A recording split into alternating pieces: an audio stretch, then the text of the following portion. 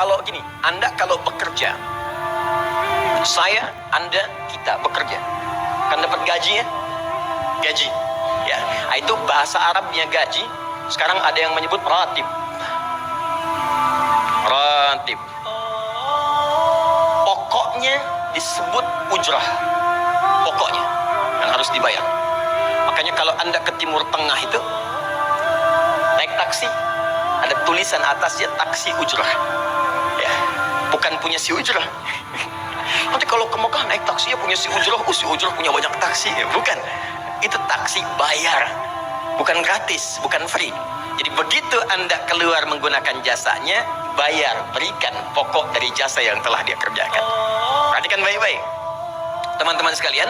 Ketika Anda bekerja dalam urusan dunia, Anda mendapatkan ujrah. Nih bayar 10 dinar, 10.000 rupiah, sekian, sekian, sekian. Ketika Anda kerjakan untuk misi akhirat supaya bekal untuk pulang, bukankah 10 juta ditabung, tabung, bikin rumah kan? Beli pakaian yang elok, beli kendaraan. Sama persis Anda sholat itu diberikan juga bayarannya, diberikan juga pokok pemberiannya. Anda puasa diberikan pokoknya, baca Al-Quran dikasih bayarannya, namanya pahala. Dalam bahasa Al-Quran disebut ajrun namanya. Dunia ujrah, akhirat ajrun. Lahum ajrun ghairu mamnun. Ajrun. Berapa ukurannya? Minimal 10. Turun Quran surah ke-6 ayat 160. Ya, kita keluarkan supaya terukur. Ya. Setiap pekerjaan dunia menjadi nilai akhirat punya poin. Pekerjaannya disebut hasanah namanya. Ya. Amal solehnya disebut hasanah. Siapa yang mengerjakan di dunia pekerjaan punya nilai akhirat, amal soleh namanya hasanah. Setiap hasanah punya poin 10. Man jaa bil hasanati falahu asyru amthaliha. Siapa yang mengerjakan perbuatan di dunia dan punya nilai akhirat, bekerja dikerjakan karena Allah mencari yang halal. Tuliskan poinnya. Salat, tuliskan poinnya. Setiap pekerjaan 10. Hitungannya 1 keduanya 500 tahun, 2 ketiganya 500 tahun, 3 keempatnya 500 tahun. Jadi jangan menghitung 1, 2, 3 terlalu sedikit. Ya. Di hadis Muslim saya sering katakan ke masjid saja dapat 25 poin baru nyampe. Jarak 1 kedua 500 tahun. Jadi kalau ada yang tidak sholat dalam sehari, 1 kali sholat kehilangan 10 pahala kali 500 tahun. Dia kehilangan pahala 5.000 tahun. Ya, dosanya berapa? Nah, makanya sering kita bermohon begini, ya Allah, jadikan semua perbuatan duniaku punya nilai akhirat supaya ditampakkan di akhirat. Di hasanah dunia ini akan ditampakkan saat dihisab di akhirat. Makanya sering kita katakan, ya Al-Baqarah ayat 201, wa minhum may yaqulu rabbana atina fid dunya. Ya Allah, jadikan semua kegiatan duniaku hasanah. Namaku sudah hasanah ya Allah. Di perbuatanku belum tentu. Ya sudah suami namanya Hasan, ya istri Hasanah, anaknya Husna, ya kan? Yang laki-laki Husain, tuh. Semua kumpul, tapi kalau pekerjaannya tidak demikian menjadi amal soleh, nggak terkumpul ini. Ya, dan akhirat pun nampakkan lagi hasanahnya. Maka diteruskan ayatnya, wa fil akhirati hasanah. Makanya saat di akhirat itu ditampakkan, faman ya'mal mithqala dzarratin khairan yarah. Ya, makanya kalau mau mithqal, yang khairan yarah. Jangan yang syarran yarah. Ya, pada yang baik-baik, miskol tahajud, miskol untuk baca Quran, ya, miskol untuk bisa tilawah, miskol untuk ingatkan puasa sunnah, itu khairan yarah. Ya, miskol pada yang tidak bagus tinggalkan, itu syarran yarah. Ini balik sini. Maka dapat kita nilai ini kembali kepada Allah, kumpulkan semua ini. Tinggal nanti tergantung Anda mau punya rumah di yang mana daerahnya. Komplek yang elit di Indonesia, di sini Jakarta ada Pondok Indah. Ya, ada beberapa tempat-tempat yang lainnya, elit kalangannya, Menteng dan seterusnya. Maka di surga pun ada komplek yang elit-elit. Ada Firdaus, ada surga Aden, ada macam-macam. Tinggal Anda cari bekal yang serius, turunkan kemudian ke bumi. Cuman sayang, dari sekian waktu yang Allah berikan disebut dengan ajal, menjadi batasan kita untuk beramal. Setiap kita dibatasi oleh waktu. Seperti Anda pun bekerja dunia, bukankah ada waktunya? Waktu produktif untuk bekerja, setelah itu ada masa pensiunnya. Dalam bahasa Arab, sesuatu yang kita kerjakan dengan batas dan setelah hilang batasnya, selesai aktivitasnya, disebut dengan ajal namanya. Maka Allah membuat ketentuan, kita pun tidak abadi di bumi. Setiap kita punya batas waktu. Kalau selesai dinas kita dan pulang kita untuk mempertanggungjawabkan semua yang kita kerjakan di sini. Maka turun Quran surah ke-7 ayat 30 berapa? 4 untuk menggambarkan ini. Walikulli ummatin ajal. Fa idza jaa ajaluhum la yastakhiruna sa'ata wa la yastaqdimun. Setiap umat seluruhnya tanpa kecuali itu pasti punya batas waktu untuk beraktivitas dan selesai pulang. Aktivitas kita ketika bergerak mencari kehidupan ma'isyah, pekerjaannya disebut dengan asya. Diingatkan kalau harakat fathah turun ke bawah kasrah artinya selesai harakatnya, hilang pekerjaannya. Dari asya menjadi isya. Setiap hari diingatkan kita dengan salat isya. Hei, seaktif-aktifnya Anda, sesibuk-sibuknya akan selesai semua itu dan semua kita akan pulang. Bukankah setelah isya kita terpejam? Itu kan latihan. Makanya dalam doa saat akan tidur jadi disebutkan bisikallahumma amutu wa ahya. Ada riwayat lain ahya wa amut. Riwayat populernya amutu wa ahya. Mungkin malam ini saya pulang, saya meninggal. Makanya saat kita bangun dari tidur kita ucapkan alhamdulillahilladzi ahyana ba'dama. Ada maknya, sementara aja. Satu saat mungkin pulang. Kita nggak tahu di bagian mana yang tidur itu mengakhiri kehidupan kita saat kita pulang. Karena itu serius. Ada saatnya kita pulang. Nah teman-teman, ternyata sudah tahu akan pulang pun masih ada yang tidak memanfaatkan waktu dengan baik. Tanyakan pada setiap manusia ya, dari detik ini, dimulai dengan diri kita manusia kan? Tanyakan pada diri kita, Anda wafat tidak? Anda pulang tidak? Anda meninggal tidak?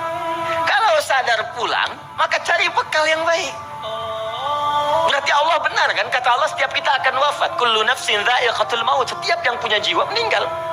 Bahkan dikasih informasi jelas kok. Ya, yang bawa maut disebutkan namanya malakul maut. Quran surah 32 ayat ke-11. Qul yatawaffakum malakul mautil ladzi wukila bikum. Disebutkan. Bayangkan ya, kurang jelas apa lagi?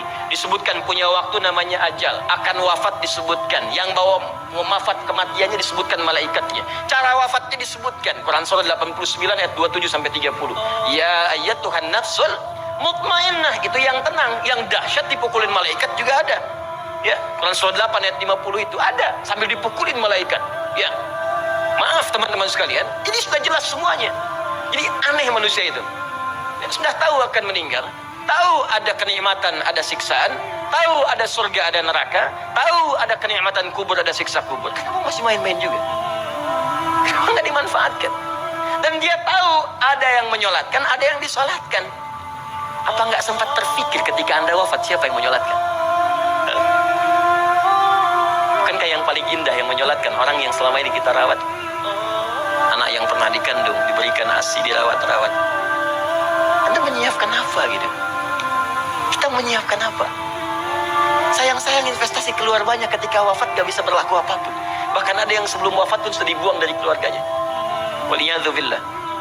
Nah sekarang dari sekian kegiatan aktivitas kita, berapa yang sudah punya nilai di mata Allah menjadi amal saleh? Sekarang kita ukur. Ya, sekarang kita ukur. Pelan-pelan sebentar ya. Ini rata-rata usia berapa tahun?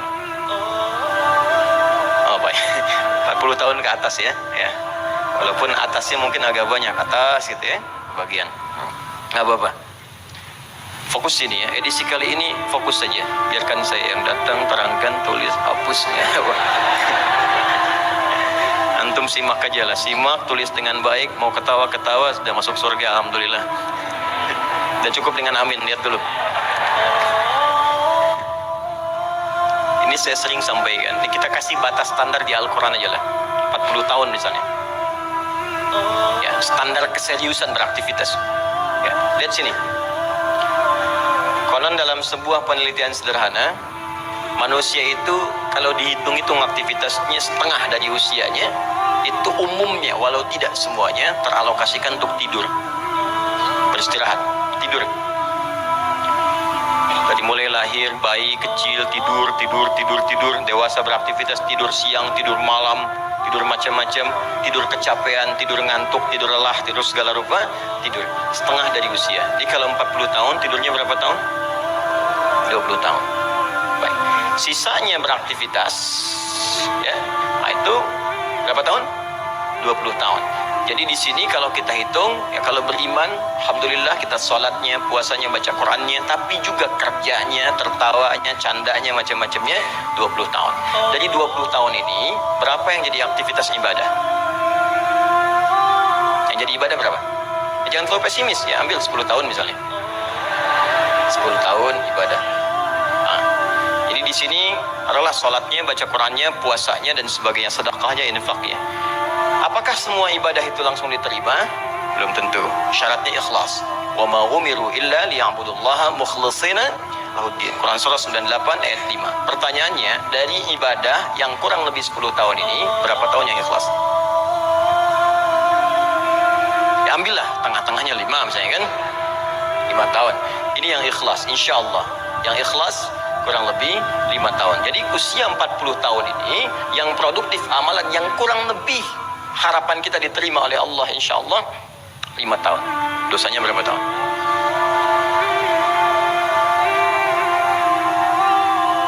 Dan masih bisa tertawa. Dan masih mengharap surga. Masih ingin ke surga Firdaus. Masih ingin mendapatkan segala hal yang istimewa. Sementara kita sadar, gini caranya begini. Coba ucapkan dengan kalimat yang lantang bahwa Anda tak punya dosa. Kalau tak mampu, berarti punya dosa. Ucapkan Anda sudah siap ke surga. Kalau tak mampu, amalnya masih kurang. Jadi kalau sudah merasa amal masih kurang, dosa banyak, terus masih main-main juga. Sudah tahu usia sudah di atas ini, ada yang 50, 60 tahu, waktunya sedikit. Yang kemarin-kemarin banyak yang sia-sia. Jadi kalau yang kemarin-kemarin kurang, masa sisanya masih dikurangi juga? Anda 40 tahun, 50 tahun, 60 tahun. Sekarang anak 4, 5 tahun, bahkan matanya buta, ada laki-laki, ada perempuan, sudah jadi penghafal Quran. 5 tahun hafal Quran. Belum baligh. Dan berharap punya bekal di hadapan Allah. Kemarin sahabat saya Syekh Ali Jabir ya, datang ke Bekasi. Cerita tentang Kaila, anak 5 tahun mata buta. Murajaah hafalan Quran sehari 5 sampai 7 juz.